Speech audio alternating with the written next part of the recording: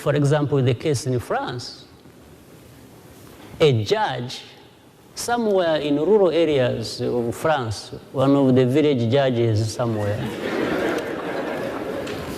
decides that he's going to indict leaders in Rwanda and talks about all kinds of things that happened in Rwanda and, blames Rwandans for.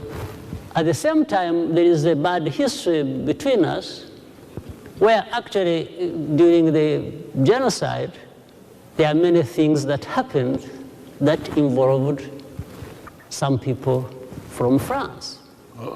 So now, instead of actually Rwanda having a case against France,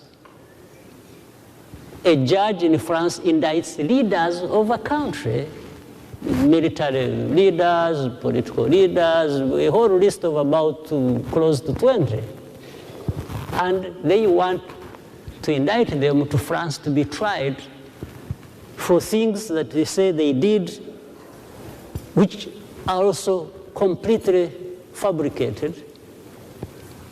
But because of that bad history we have had, they wanted to do that. And we said, this is not possible. We said, if you are doing that, and they called it universal jurisdiction that give the powers to these judges. And we said, okay, if actually your judges have powers to do that, to indict people in Rwanda or elsewhere, and take them to the courts in France, if it is universal, then our judges should have the authority to actually indict your people and bring them to the courts of law. So the question therefore was, how does it become universal when it is just one way?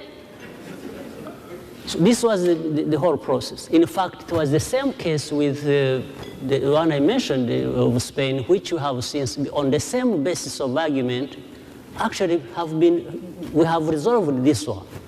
The one with France is still outstanding, and we have said, no way, you are not going to try anybody from here unless we try those who have cases against actually that were committed here.